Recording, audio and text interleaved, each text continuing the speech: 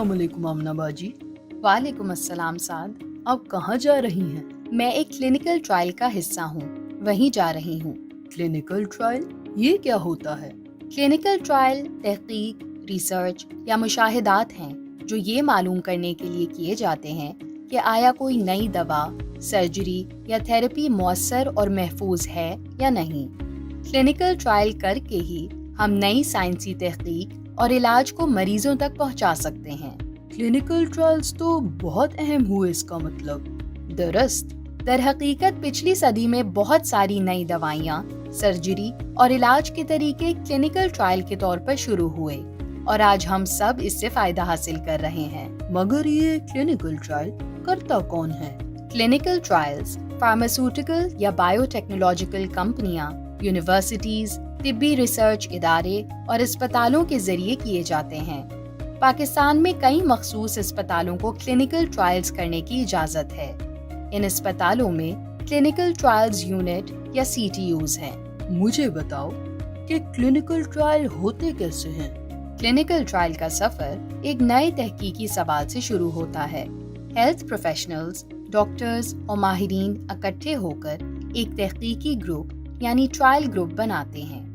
یہ trial group بہت سارے ماہرین سے جائزہ کرواتا ہے تاکہ اس بات کو یقینی بنایا جا سکے کہ ٹرائل قابل اثر اور قابل اعتماد نتائج حاصل کرنے میں کامیاب ہوگی۔ جس مرض پر تحقیق کی جا رہی ہے اس سے متاثر مریضوں سے مشورہ لیا جاتا ہے اور ساتھ ہی کمیونٹی کو بھی شامل کیا جاتا ہے تاکہ تصدیق کی جا سکے کہ یہ تحقیقاتی عمل اہم، فائدہ مند اور محفوظ ہے۔ یہ عمل ایک مشاورتی گروپ کرتا ہے جسے patient and public involvement and engagement group یا مریضوں اور عوام کا شمولیت اور مشاورتی گروپ کہتے ہیں۔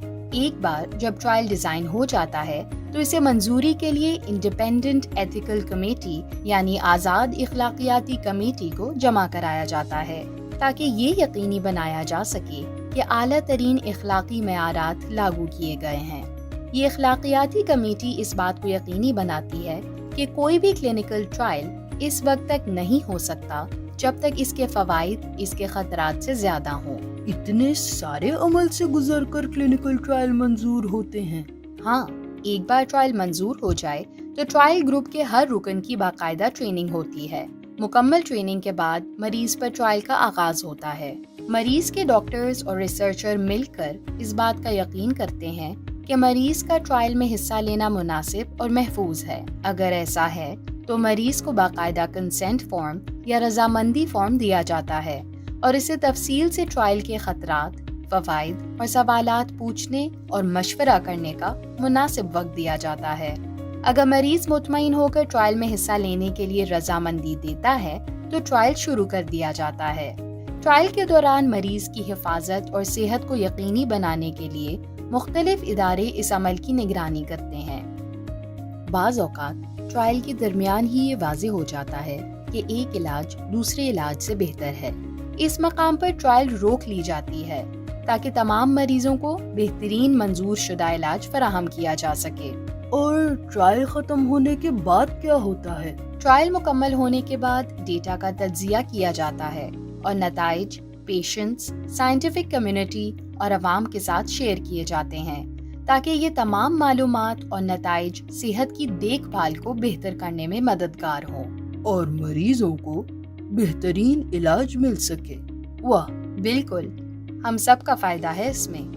تمہیں کلینکل ٹرائلز کے بارے میں اور جاننا ہو تو www.zu.edu.pk/ppie پر دیکھ لینا۔ شکریہ۔